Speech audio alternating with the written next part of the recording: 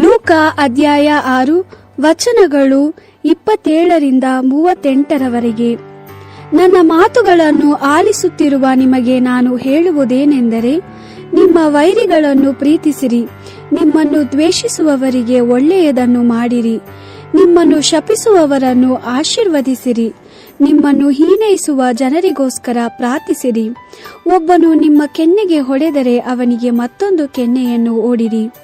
ಒಬ್ಬನು ನಿಮ್ಮ ಮೇಲಂಗಿಯನ್ನು ಕೇಳಿದರೆ ಅವನಿಗೆ ನಿಮ್ಮ ಒಳ ಅಂಗಿಯನ್ನು ಕೊಡಿ. ನಿಮ್ಮನ್ನು ಬೇಡುವ ಪ್ರತಿಯೊಬ್ಬನಿಗೆ ಕೊಡಿ. ಒಬ್ಬನು ನಿಮ್ಮಿಂದ ಏನಾದರೂ ತೆಗೆದುಕೊಂಡಾಗ ಅದನ್ನು ಹಿಂದಕ್ಕೆ ಕೊಡೆಂದು ಕೇಳಬೇಡಿ.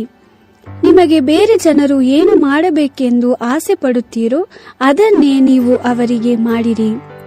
ನಿಮ್ಮನ್ನು ಪ್ರೀತಿಸುವ ಜನರನ್ನೇ ನೀವು ಪ್ರೀತಿಸಿದರೆ ನಿಮಗೆ ಹೊಗಳಿಕೆ ಹೇಗೆ ಬರಬೇಕು? ಇಲ್ಲ, ತಮ್ಮನ್ನು ಪ್ರೀತಿಸುವವರನ್ನು ಪಾಪಿಷ್ಠರು ಸಹ ಪ್ರೀತಿಸುತ್ತಾರೆ. ನಿಮಗೆ ಒಳ್ಳೆಯದನ್ನು ಮಾಡುವವರಿಗೆ ನೀವು ಒಳ್ಳೆಯದನ್ನು ಮಾಡಿದರೆ ಅದರಿಂದ ನಿಮಗೆ ಹೊಗಳಿಕೆ ಬರುವುದೇ? ಪಾಪಿಷ್ಠರು ಸಹ ಹಾಗೆಯೇ ಮಾಡುತ್ತಾರೆ. ನೀವು ಯಾರಿಗಾದರೂ ಸಾಲ ಕೊಟ್ಟು ಅದನ್ನು ಪೂರ್ತಿಯಾಗಿ ಮತ್ತೆ ಅವರಿಂದ ತೆಗೆದುಕೊಂಡರೆ ಅದರಿಂದ ನಿಮಗೆ ಹೊಗಳಿಕೆ ಬರುವುದೇ? ಪಾಪಿಷ್ಠರು ಸಹ ಹಾಗೆಯೇ ಸಾಲ ಕೊಟ್ಟು ಮತ್ತೆ ಅದನ್ನು ಪೂರ್ತಿಯಾಗಿ ಮರಳಿ ಪಡೆಯುತ್ತಾರೆ. ಆದ್ದರಿಂದ ನಿಮ್ಮ ವೈರಿಗಳನ್ನು ಪ್ರೀತಿಸಿರಿ, ಅವರಿಗೆ ಒಳ್ಳೆಯದನ್ನು ಮಾಡಿರಿ. ನೀವು ಅವರಿಗೆ ಸಾಲ ಕೊಡುವಾಗ ಮತ್ತೆ ಅವರಿಂದ ಪಡೆಯಬಹುದೆಂಬ ನಿರೀಕ್ಷೆಯಿಲ್ಲದೆ ಕೊಡಿರಿ. ಆಗ ನಿಮಗೆ ದೊಡ್ಡ ಪ್ರತಿಫಲವಿರುವುದು. ನೀವು ಮಹೋನ್ನತನಾದ ದೇವರ ಮಕ್ಕಳಾಗುವಿರಿ, ಏಕೆಂದರೆ ದೇವರು ಪಾಪಿಷ್ಠರಿಗೂ ಕೃತಜ್ಞತೆ ಇಲ್ಲದವರಿಗೂ ಒಳ್ಳೆಯವನಾಗಿದ್ದಾನೆ. ನಿಮ್ಮ ಪರಲೋಕದ ತಂದೆಯು ಕರುಣಾಮಯನಾಗಿರುವಂತೆ ನೀವು ಕರುಣೆಯುಳ್ಳವರಾಗಿರಿ. ಬೇರೆಯವರಿಗೆ ತೀರ್ಪು ಮಾಡಬೇಡಿರಿ, ಆಗ ನಿಮಗೂ ತೀರ್ಪಾಗುವುದಿಲ್ಲ.